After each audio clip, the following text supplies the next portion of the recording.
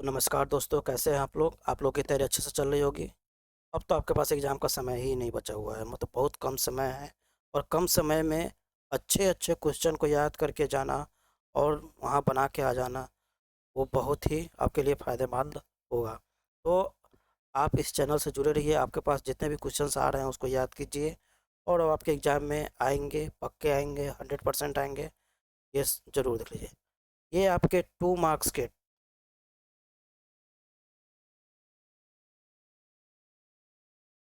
2 marks के आपके question है, 2 मार्क्स के, ठीक है। काफ़ी वीवीआई है, इम्पोर्टेंट है, जो आपके एग्ज़ाम में आएंगे, ठीक ना। फिजिक्स का है, 2 मार्क्स का है और ये ऑल चैप्टर से लिया गया हुआ है, ठीक ना। टॉप टॉप 25 प्लस, ठीक है, टॉप 25 प्लस क्वेश्चन है, ठीक ना। 25 प्लस यानी 26, 27, 28 जो भी होगा इसमें आपके आ जाएंगे। बस इतना ही आपको अब से आपके एग्ज़ाम होने तक इतना ही आपको रट के जाना है। और एग्ज़ाम से एक दिन पहले भी आप इस वीडियो को देख के ज़रूर जाइएगा, क्या पता कि आपके एग्ज़ाम में ये आ जाए, ठीक ना। एग्ज़ाम में जाने से पहले आपको ये देखना है, ठीक है। तो टॉप क्वेश्चंस को आपको याद करना है और आपके दिमाग में रखना है और उसी को बना के आ जाना है, ठीक है। आइए, आप समझिए हम क्या कहना चाह रहे हैं, इस बात को पहले समझिए।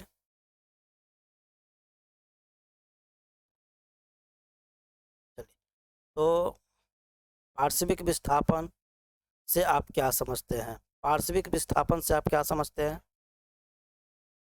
पार्श्विक विस्थापन वह दूरी है जिससे कांच की आयताकार पट्टी से गुजरने के बाद प्रकाश किरण अपनी मूल आपतित दिशा के समानांतर रहते हुए भी बगल की ओर खिसक जाती है। बाहर निकलने वाली किरण आपतित किरण के समानांतर होती है और उसी रेखा पर नहीं होती।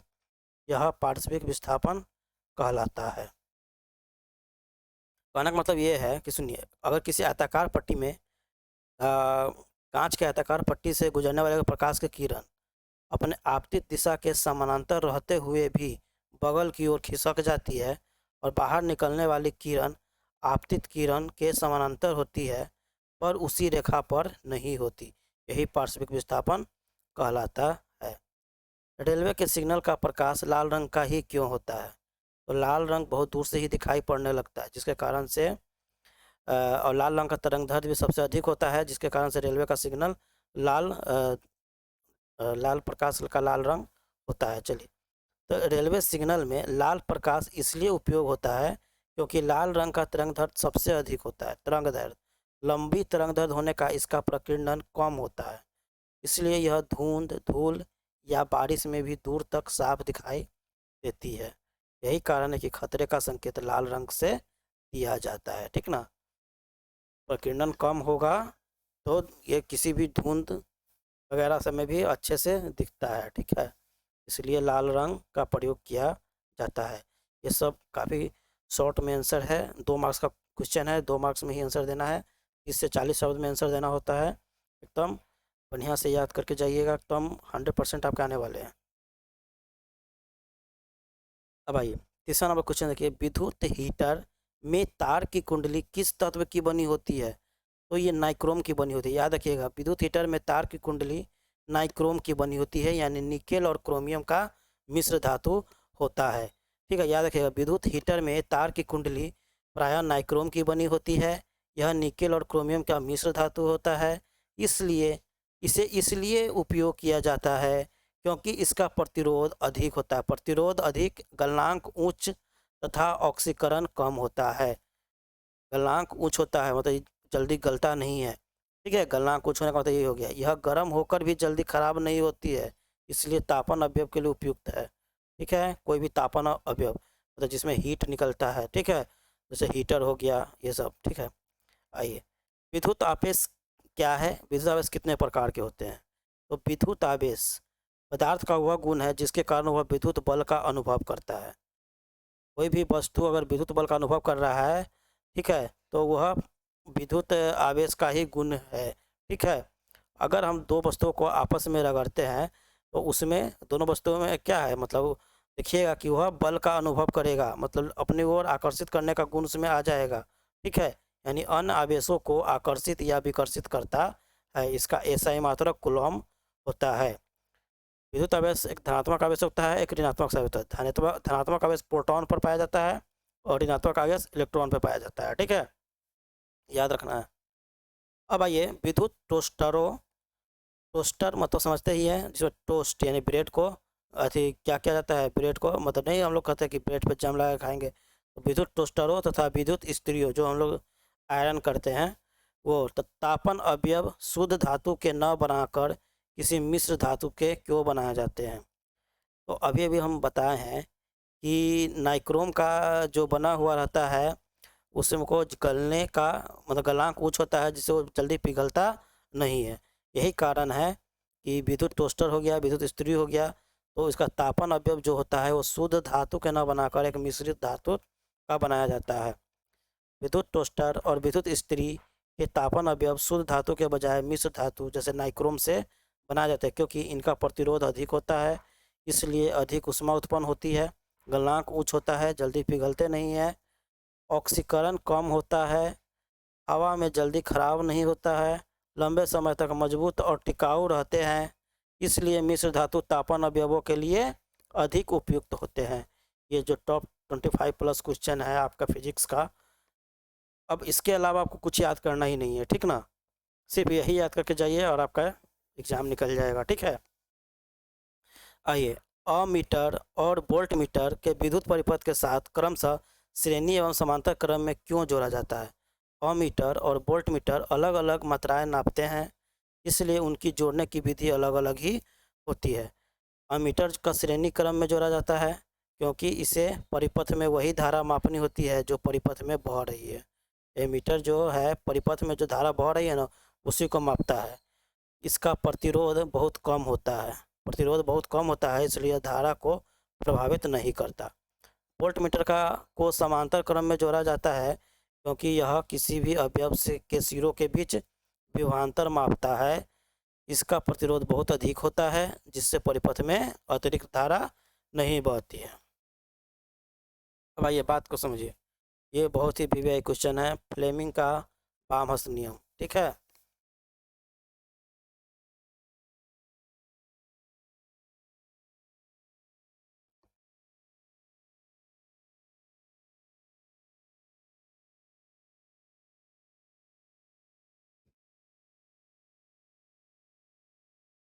अब आते हैं हम लोग यहाँ पे, मतलब आपको 4 क्वेश्चन का जवाब देने रहते हैं, ठीक ना। 8 क्वेश्चन रहते हैं जिसमें से 4 क्वेश्चन के जवाब देने रहते हैं। तो फिजिक्स में आपको ये अगर इसको याद करके चल जा रहे हैं आप तो पक्का है कि इसमें से 4 क्वेश्चन आप बना के चले आइएगा, आपके एग्जाम में आ जाएगा, चाहे वो फर्स्ट शिफ्ट हो सेकेंड शिफ्ट हो। ठीक है, 100% आप बना के आ जाइएगा, इसलिए ध्यान से देखिए। फ्लेमिंग का बामहस्त नियम। फ्लेमिंग के बामहस्त नियम के अनुसार बाएं हाथ के अंगूठा, तर्जनी और मध्यमा को परस्पर लंबवत फैलाने पर, ठीक है, देख लीजिएगा, बाएं हाथ के अंगूठा, तर्जनी अंगूठा के बाद वाला उंगली, ठीक है, फिर उसका मध्यमा यानी बीच वाला उंगली को परस्पर लंबवत फैलाना है। पर तर्जनी चुंबकीय क्षेत्र की ओर दिशा बताती है, जो अंगूठा के बाद वाला जो है उंगली वो चुंबकीय क्षेत्र की दिशा, और मध्यमा जो है धारा की दिशा को, और अंगूठा जो है चालक पर लगने वाले बल या गति की दिशा बताता है। यह नियम विद्युत मोटर के गति की दिशा ज्ञात करने में उपयोगी है। फ्लेमिंग के बामहस्त नियम से ही हम लोग विद्युत मोटर के गति की दिशा को ज्ञात कर पाते हैं। अब आता है अपवर्तनांक को परिभाषित करें। हीरे का अपवर्तनांक 2.42 है, इस कथन का क्या अभिप्राय है। अपवर्तनांक किसी माध्यम में प्रकाश की गति और निर्वात में प्रकाश की गति के अनुपात को कहते हैं, यानी n बराबर c/v भी कह सकते हैं। हीरे का अपवर्तनांक 2.42 होने का अर्थ है कि प्रकाश की गति हीरे में निर्वात की तुलना में 2.42 गुना कम है, यानी निर्वात में प्रकाश की गति जितना तेज होगा उससे 2.42 गुना कम हीरा में रहेगा। ठीक है, इसलिए प्रकाश हीरे में अधिक मुड़ता है और हीरा अत्यधिक चमकदार दिखाई देता है। आपसे डायरेक्ट ये भी क्वेश्चन पूछा जा सकता है कि हीरा क्यों चमकता है, मतलब हीरा क्यों चमकदार दिखाई पड़ता है। तो आपको यही आंसर लिख देना है कि निर्वात के तुलना में प्रकाश की गति हीरे में 2.42 गुना कम होती है, जिससे वहाँ पे प्रकाश हीरे में प्रकाश जो है अधिक मुड़ता है और हीरा अत्यधिक चमकदार दिखाई देता है। चलिए ये क्वेश्चन देखिए, ये थोड़ा सा न्यूमेरिकल वैल्यू है, देखिए ध्यान से देखिएगा आप इसको। एक विद्युत लैंप का अनुमतांक 60 वाट 220 वोल्ट है, ठीक है, 60 वाट और 220 वोल्ट है।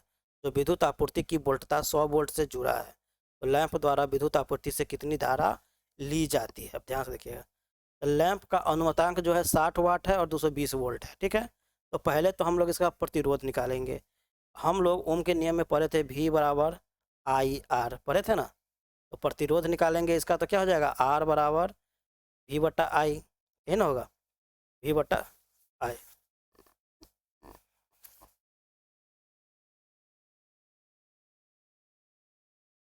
सॉरी, हमको क्या निकालना है, प्रतिरोध। तो प्रतिरोध यहाँ पे हम निकालेंगे, यहाँ पे पावर दिया हुआ है 60 वाट जो है दिया, पावर दिया हुआ है, ठीक है।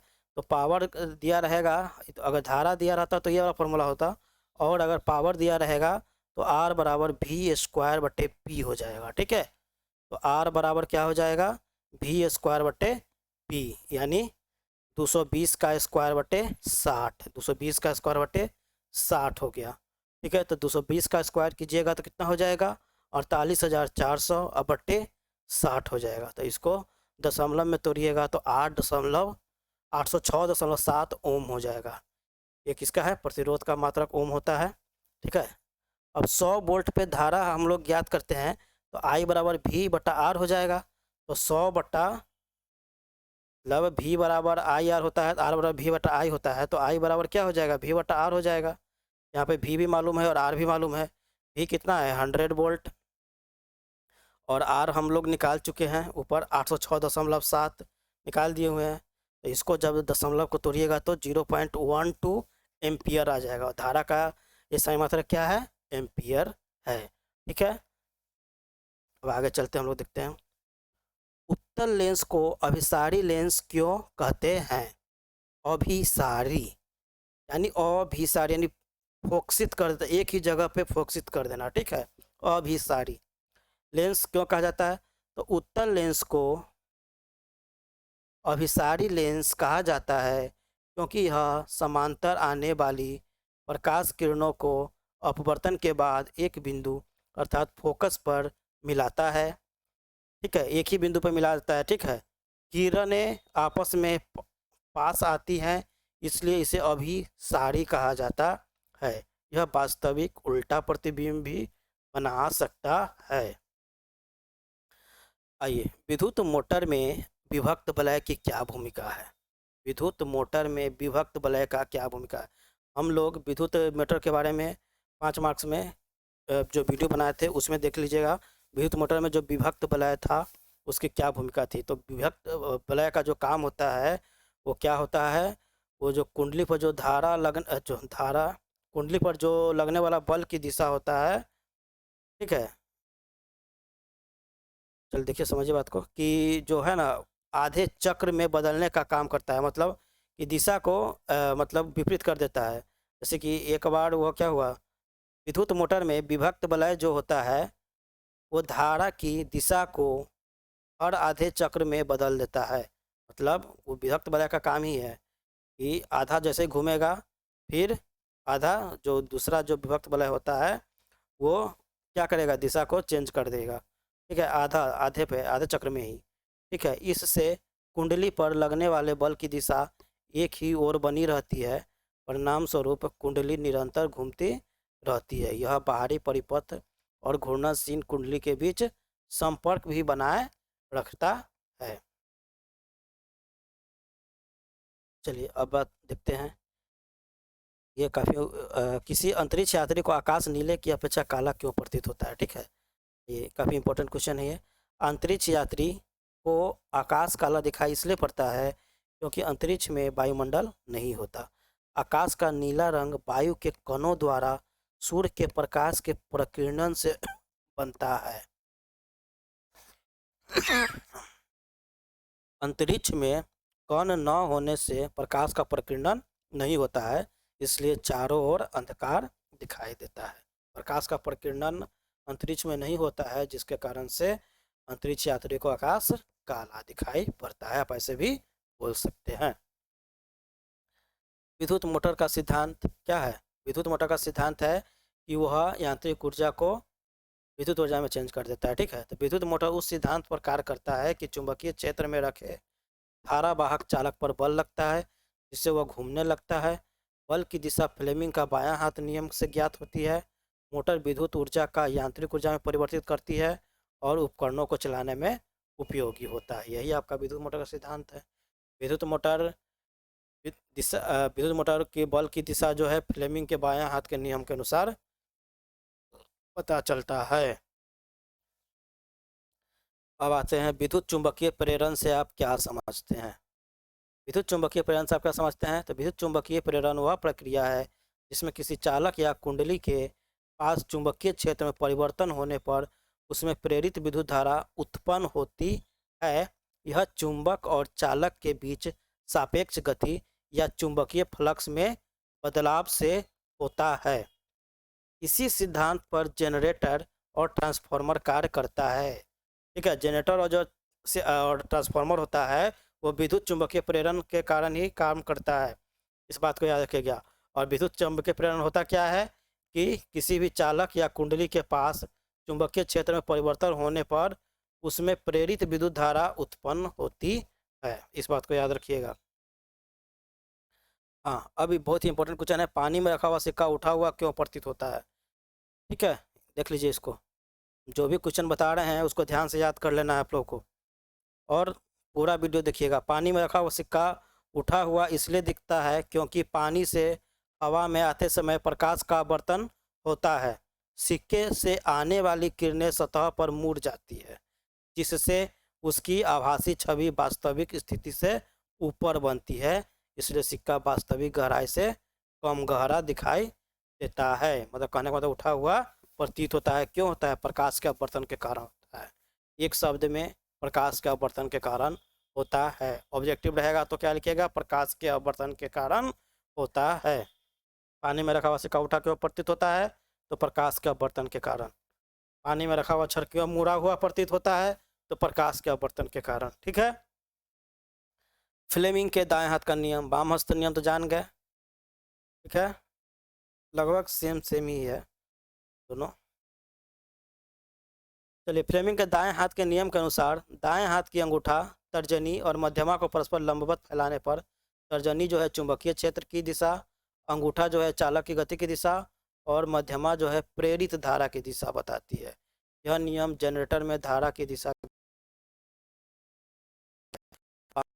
विद्युत मोटर में, और दाएं हाथ का नियम जो होता है वो जनरेटर में। ठीक है, याद रखिएगा इस बात को। उत्तल लेंस के किन्हीं दो उपयोग को लिखिए। उत्तल लेंस के दो प्रमुख उपयोग है, सरल सूक्ष्मदर्शी में छोटी वस्तुओं का बड़ा और स्पष्ट देखने के लिए, कैमरा और प्रोजेक्टर में स्पष्ट वास्तविक प्रतिबिंब बनाने के लिए। ठीक है, ये दो उपयोग है, इस बात को याद रखिएगा। इस बार आ सकता है 2026 में इसके आने के चांसेज है। 17 नंबर क्वेश्चन 2026 में आ सकता है, काफ़ी इंपॉर्टेंट है, इसलिए याद कर लीजिएगा इसको। ओम का नियम लिखे। ओम का नियम के अनुसार स्थिर तापमान पर किसी चालक में बहने वाली विद्युत धारा उसके सिरों के बीच लगाए गए विभवांतर के समानुपाती होती है, अर्थात V समानुपाती I।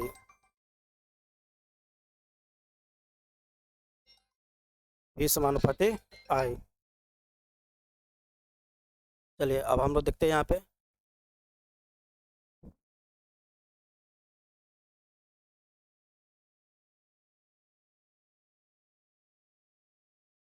चलिए, तो हम लोग देखते हैं यहाँ पे, सूर्योदय के समय सूर्य लाल क्यों प्रतीत होता है? ये सूर्योदय के समय सूर्य लाल दिखाई देता है क्योंकि उसे उस समय सूर्य जो के किरणों जो होते हैं वायुमंडल में लंबा मार्ग तय करना पड़ता है। छोटे तरंग दैर्ध्य वाले नीले बैंगनी रंग का प्रकाश वायु के कणों द्वारा अधिक प्रकीर्णित होकर बिखर जाता है, जबकि बड़े तरंग दैर्ध्य वाले लाल प्रकाश कम प्रकीर्णित होता है और हमारी आंखें तक पहुंचता है, इसलिए सूर्य लालिमा के लिए हुए दिखाई पड़ता है। इसके आगे और क्वेश्चन है। ठीक है, इसको हम लोग नेक्स्ट वीडियो में करेंगे। आप यहाँ तक इसको ज़रूर याद कर लीजिएगा आज, ठीक है।